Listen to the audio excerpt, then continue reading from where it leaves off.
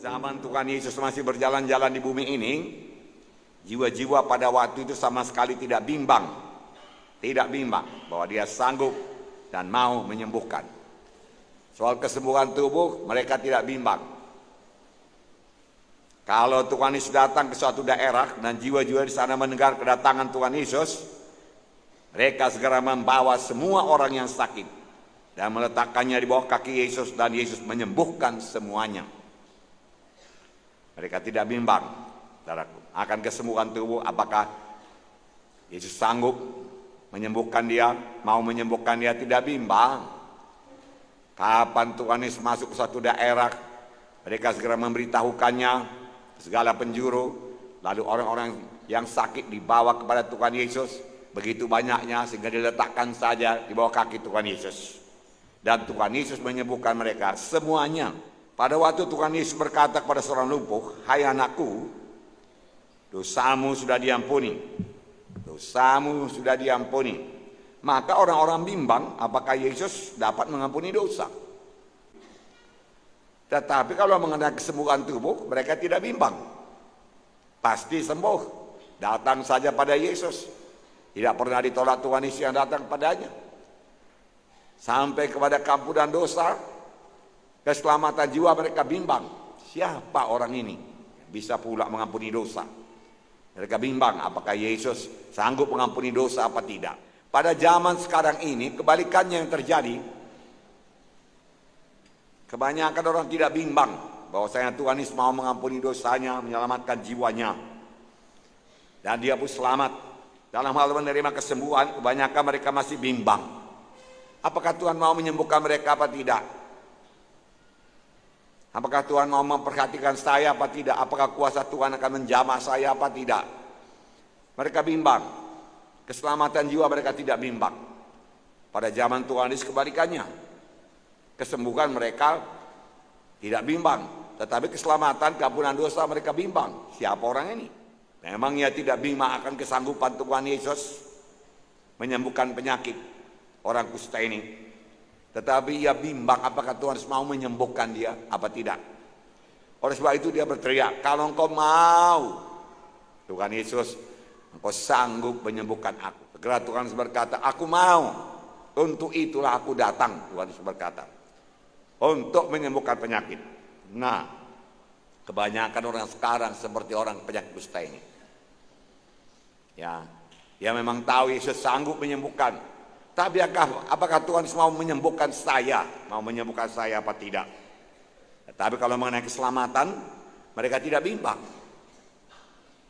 Saudara pun tidak bimbang. Amin, saudara. Kalau saudara pada waktu dulu berdamai kepada Tuhan, dan saudara terima Tuhan sebagai Tuhan dan Juru Selamat saudara, saudara yakin sudah selamat aku, sudah lahir baru aku. Sudahkah engkau selamat? Orang berkata sudah. Bahkan saudara tahu tanggalnya pun kalau saudara catat, saudaraku. Lahir baru kapan? Tahun sekian. Kemudian dibaptis.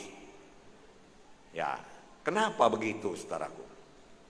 Sebabnya karena mengenai keselamatan jiwa, keampunan dosa, lahir baru, sudah sering kali saudara dengar. Baik dalam khotbah KKR, saudaraku, saya berkhotbah. Baik dalam khotbah minggu, tetap saya selipkan keselamatan jiwa, keampunan dosa. Walau dosamu merah panas sekalipun jadi putih seperti salju, putih seperti bulu kambing domba, kalau engkau datang pada Yesus, bahwa saudara yakin, sering saudara dengar, Yesus mengangkat dosa kita. Dia telah dijadikan dosa, semua dosa kita timpakan kepadanya supaya kita jadi kebenaran. Tukar tempat, saudaraku. Ada yang menanggung dosa kita. Karena dosa kita tidak bisa dihapus dengan perbuatan baik kita. Tuhan suka perbuatan baik saudara. Tapi perbuatan baik saudara sama sekali tidak menghapus dosa saudara. Saudaraku. Yang dapat menghapus dosanya darah Yesus. Sudah sering saudara dengar. Bagaimana Tuhan Yesus disalib. Saudaraku. Di kayu salib di Golgota. Karena dia telah jadikan dosa, maka dia dihukum. Dia berpisah dengan Bapaknya. Lalu dia berteriak, "Eloi, Eloi, lama sabatani." Bapa, kenapa engkau meninggalkan aku? Kenapa Yesus berteriak demikian? Karena dosa memisahkan. Dosa memisahkan dengan sorga. Dosa memisahkan dengan Bapa dalam sorga yang kudus. Saudaraku. Harus berpisah. Yesus tidak sanggup dan dia berteriak. Pada waktu tangannya dipaku tidak dikatakan dia berteriak. Kaki dipaku tidak dikatakan dia berteriak. Kepala diberi mahkota duri tidak dikatakan dia berteriak. Tapi yang menghancurkan hati Yesus oleh perpisahan dengan Bapanya, di mana dari awal zaman sampai nanti akhir zaman dia tidak akan berpisah dengan Bapanya. Tidakkah engkau tahu Petrus, aku dan Bapa itu satu adanya, dia katakan, satu adanya. Tetapi karena dosa manusia dipikul oleh Tuhan Yesus semuanya, dosa itu memisahkan. Itu sebabnya kita perlu lepas dari dosa, bebas dari dosa. Amin. Kalau kita tidak lepas, tidak bebas dari dosa, maka nanti kepada kita pun akan terjadi juga perpisahan dengan sorga. Darah nggak sanggup masuk sorga yang kudus. Perpisahan dengan Yesus. Sampai Tuhan di kayu salib berkata, sudah genap dikatakan, lalu dia menghembuskan napasnya terakhir. Dia pun mati di kayu salib. Sudah selesai. Selesai semua ditanggung Tuhan Yesus dosa saudara. Dibayar Tuhan Yesus dengan darahnya dosa saudara. Saudara tidak perlu membayarnya lagi, menanggungnya lagi. Saudara hanya perlu percaya kepada Tuhan Yesus dan menerima dia sebagai Tuhan dan Juru Selamat saudara. Saudaraku yang kasih dalam nama, itulah berita keselamatan saudaraku yang sudah sering saudara dengar. Genap ditanggung Tuhan Yesus.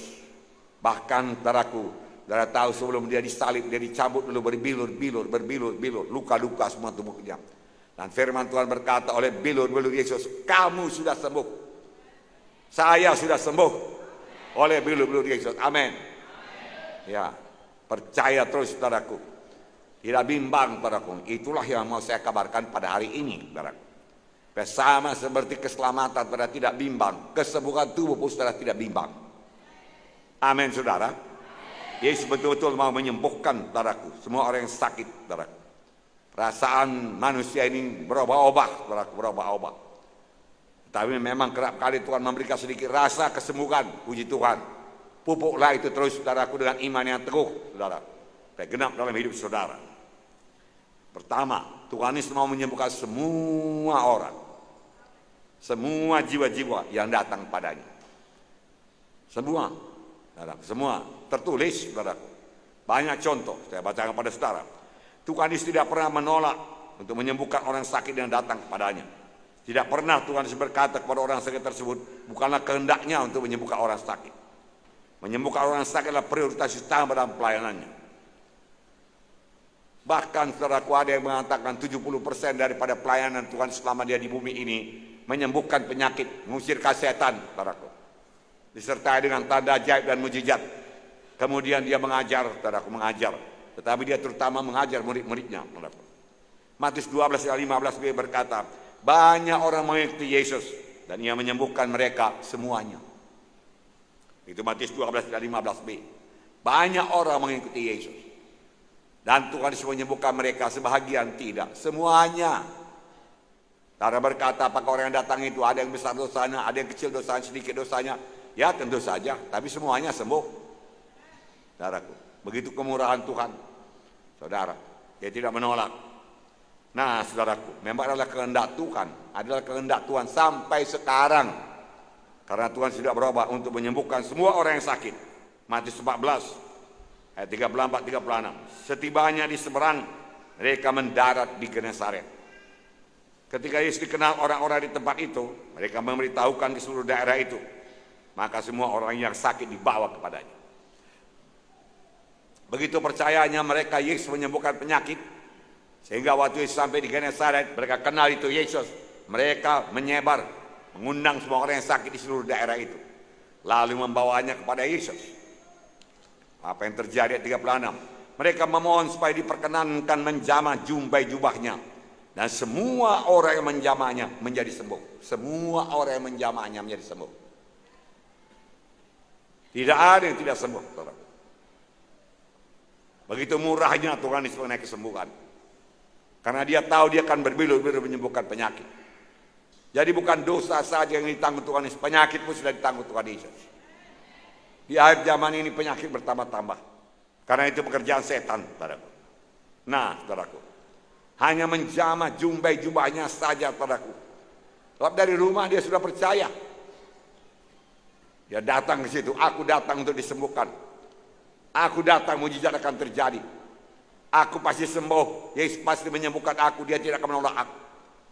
Asal aku kontak dengan dia saja, aku pasti sembuh. Begitu banyak orang, sehingga Tuhan hanya berjalan saja. Dijamahnya, jumbai jubahnya, dan dia sembuh. Semua orang yang menjamahnya sembuh. Lukas 4:40. Ketika matahari terbenam, semua orang membawa kepadanya orang-orang sakitnya yang menderita bermacam-macam penyakit. Ia pun meletakkan tangannya atas mereka masing-masing dan menyembuhkan mereka.